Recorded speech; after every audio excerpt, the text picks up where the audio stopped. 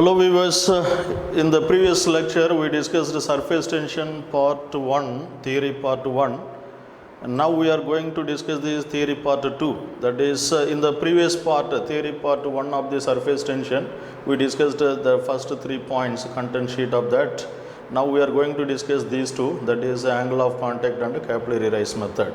Now we go for the content discussion. Now please see that the first one is shape of the meniscus in terms of forces. Just to see the picture, you just see that. So this is the capillary tube and this is the liquid meniscus. There is a contact force between a solid surface and the liquid. So therefore we know that the force of adhesion is nothing but attraction between the two different substances. So this adhesive force is always normal to the contact point. Another one is you just draw the tangential force, that is called cohesion, the force of attraction between the liquid molecules, and that is the force of cohesion. Yes, now you see that.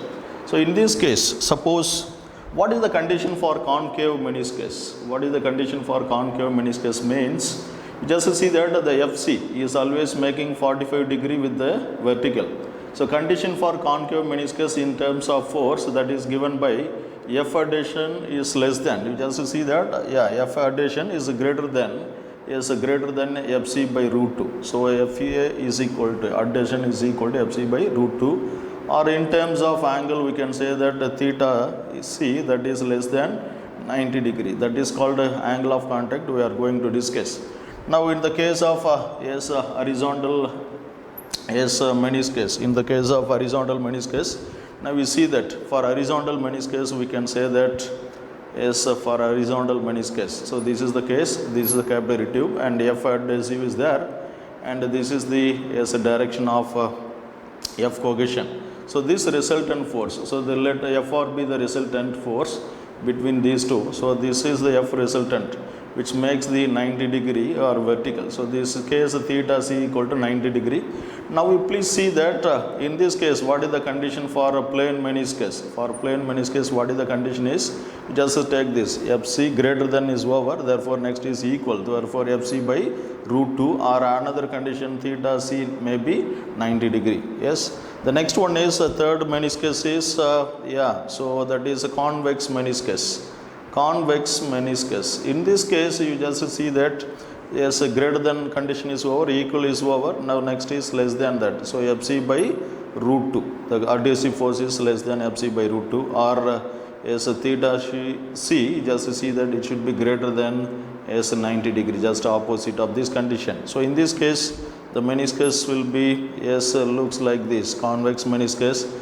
The corresponding force diagram, this is F adhesion and this will be F resultant and this will be F cohesion. Yes, this angle will be greater than 90 degree. So this is for a convex meniscus. Yes, okay. Now you see that the next one, the next slide is, so we are going to discuss the concept of angle of contact. What is angle of contact means? We just see that angle of contact, concept of angle of contact. So you see that any liquid, so this is the capillary tube for example, and this is the meniscus for example, you consider concave meniscus.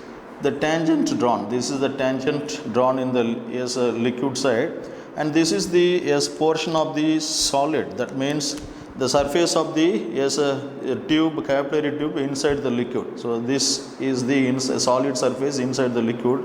This angle is called angle of contact, that angle between tangent and the solid surface inside the liquid, that is called angle of contact.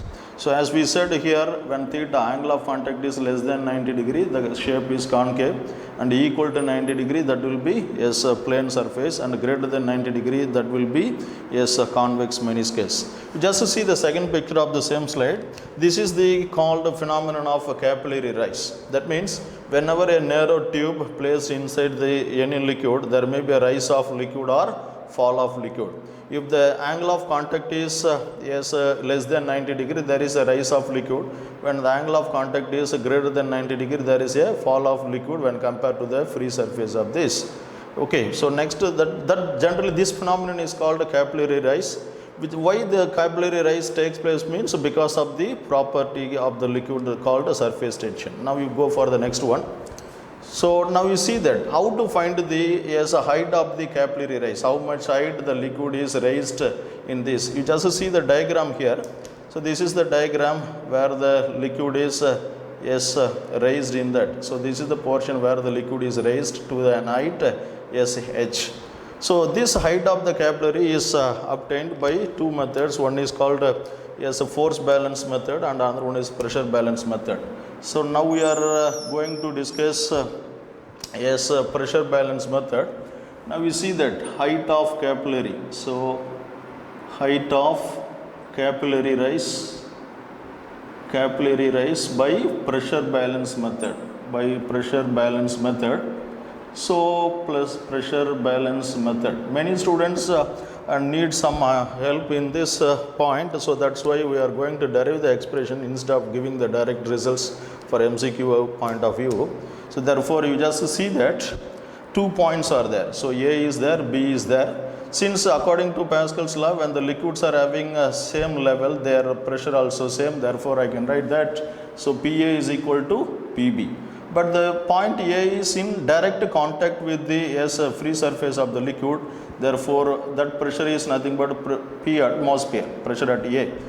Point B, so what is the total pressure at the point B is, that is due to the pressure due to the liquid column of height h and the pressure at this lower part of the meniscus. Therefore I can write that PB is nothing but h rho g plus PC. So for your understanding purpose, this is the point C, and where the corresponding pressure is taken as to be PC. But you see that this is the, as we discussed earlier, you try to understand in the case of concave meniscus. This is the concave meniscus. This is the tangential force due to the surface tension, and it has the component along these directions. This component gets cancelled out, but there will be a non-zero force component due to the surface tension. So this force makes the upward motion of the fluid. In order to balance that, there will be a downward force that is termed as to be the corresponding pressure acts in a particular area, that is called P excess or delta P, we said, or delta P excess of pressure. So therefore this is P in point and this is P out. Since the excess pressure is acts upward direction, outer side of this fluid column, therefore I can say that delta P, that is equal to, P out is greater, so P out minus P in, that is equal to 2T by R. That P out is nothing but outer side, so that outer surface is direct contact with the earth atmosphere. Therefore I can write that this has to be outer point P earth atmosphere minus, so this is P in, so this is the liquid pressure, so that is point PC here. This is the point PC inside the point, so that is equal to 2T by R. So from this take the PC value and substitute over there, we can get h rho g plus, instead of PC I can write as a P ATM minus a 2T by R. So here P ATM is there. So these two terms gets cancelled out. So therefore we can get the height of the capillary h equal to is a 2T divided by capital R rho g. So this is one important results what we need, that is called a capillary rise.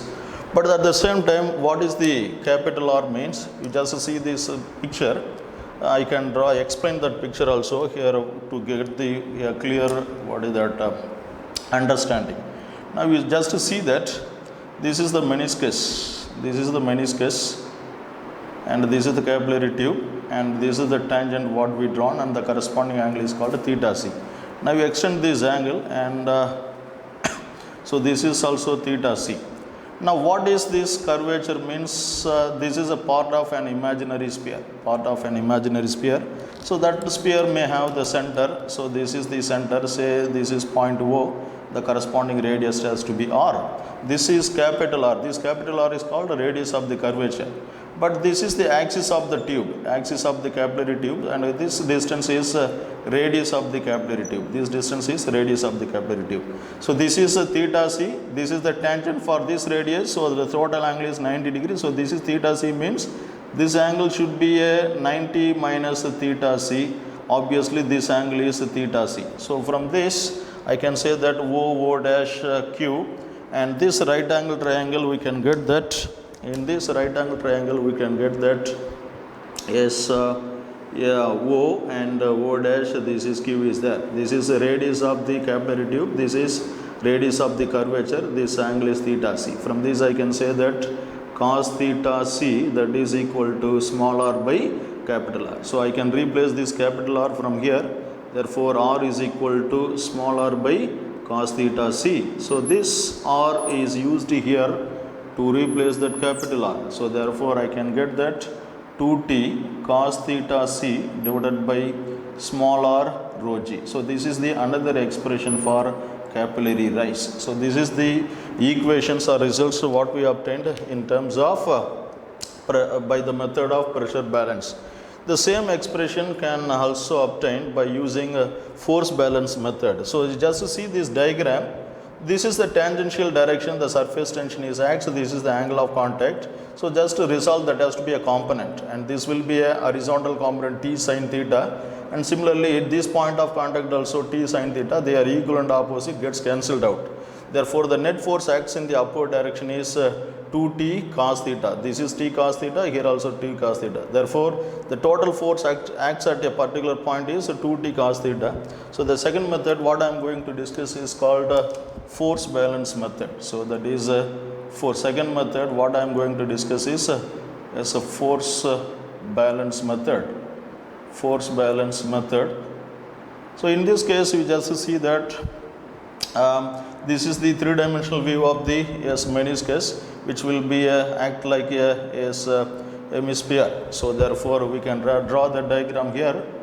Yes, the total force acts on that region is a 2t cos theta by adding that vertical components, and 2t cos theta is acting in along the circumference of the circular part of this meniscus. Therefore the total force due to the surface tension F is nothing but T into L. Generally force is T into L, but here the T is the component, therefore T cos theta into 2t cos theta. Yes, so that will be a T cos theta, you can take T cos theta. So the total force acts on this direction or upward direction is T cos theta into circumference of this, therefore 2 pi small r, where r is a radius of the capillary tube. Therefore the net force acting in upward direction is F is equal to 2 pi r T cos theta. This is the upward force.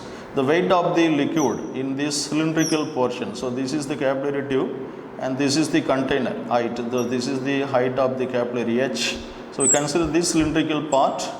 So volume of the cylindrical part within this capillary height H, that can be written as to be as pi r square H. Therefore this portion has some weight W in downward direction. Therefore the upward force F is balanced by the downward force W. Therefore I can write that is equal to mg, weight of this liquid inside this cylindrical portion of the liquid column. Therefore I can write that mass has to be density into volume.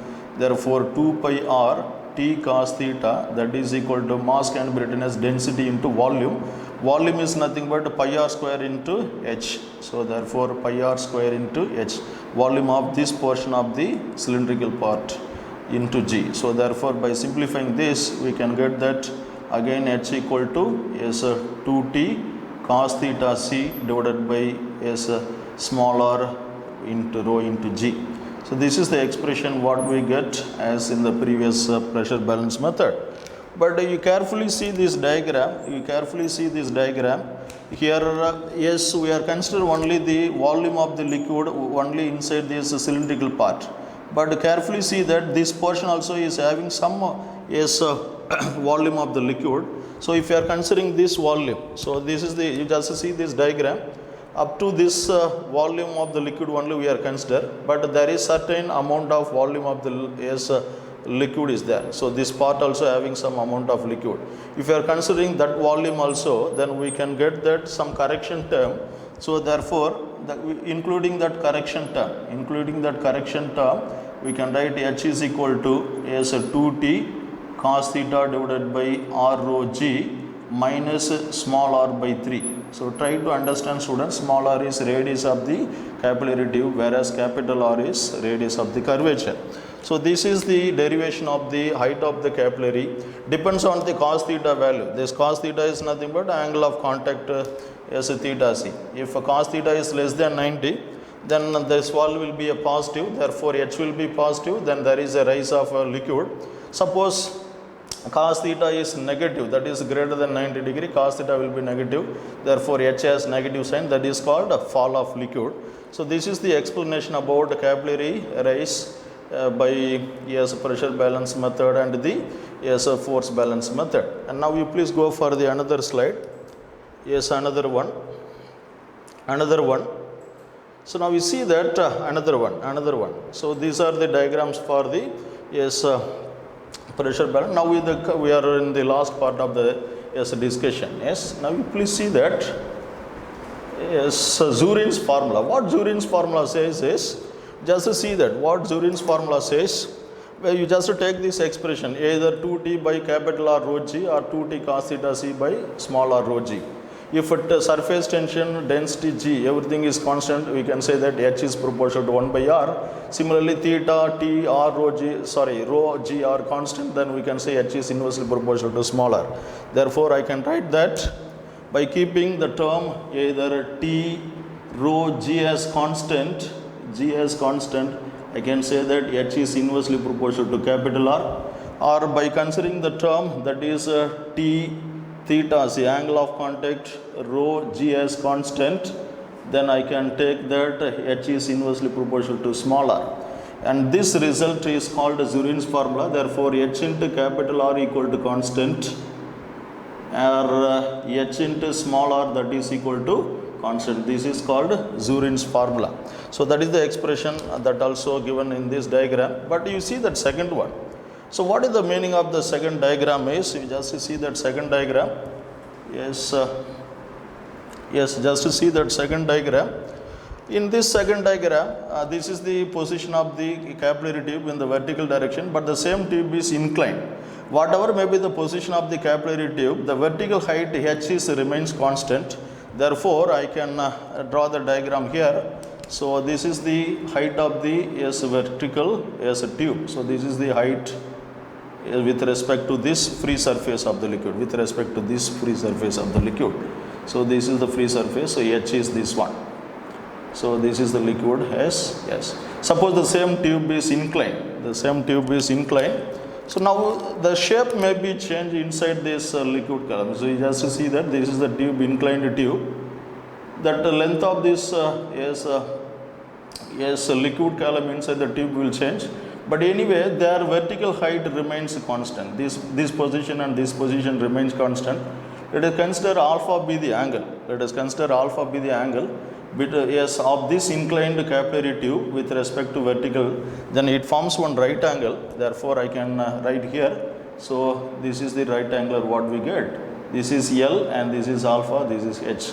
From this I can say that cos alpha that is equal to S H by L. So H by L, that is the cos alpha adjacent by hypotenuse. So from this I can get that L is equal to H by S cos alpha. This is length of the liquid column in the inclined capillary tube. So this is the thing what we discussed in the Zurin's formula. And another important point is there. Suppose what will happen in the case of the shortage. That means suppose you just try to understand, this is the, suppose any liquid whose capillary height may be taken as to be 5 centimeter height. That means from the normal level, the liquid inside the tube can raise up to a 5 centimeter. So the tube length is more than 5 centimeter, then this is the case we can draw. Suppose in the same system, instead of 5 centimeter tube length, if I am taking the shorter tube of the same cross-sectional area. But what we generally think that, suppose you just assume that the length of this another capillary is for example 4 centimeter. we may think that the liquid can rise up to, because h equal to 5 centimeter given, so liquid is rises up to 5 centimeter, but here that is up to, the tube is exist only up to 4 centimeter. So we may feel that the excess 1 centimeter, the liquid will be overflow like this fountain. But in practice, such type of observations are not possible. There is the play of or the role of your Zurin's formula. Suppose the taken or given is capillary tube length is less than the capillary height, then what will happen is, instead of overflow, the size of the meniscus, that means radius of the meniscus gets increases such that HR should be constant. Therefore, if you are taken as a short as capillary tube, then what will happen means the radius of the capillary, curvature, the radius of the curvature gets increases. Say this is R2, the corresponding S height has to be H2. This is the case when this is the R1, the corresponding height has to be taken as to be H1. Therefore, according to Zurin's formula, H1 R1 equal to constant. Similarly, here also we can say that H2 is R2, so is also a constant. So what is the conclusion of this discussion is, even though the capillary tube length is lesser than the capillary height, the liquid cannot overflow. Instead of that, the size of the radius of curvature or the size of the meniscus gets increases such that the product of H and R remains constant. Therefore, there is no possibility for flow of liquid. So go for the next slide. Go for the next slide. So now you see that this is the content what we discussed. So kindly note down the students.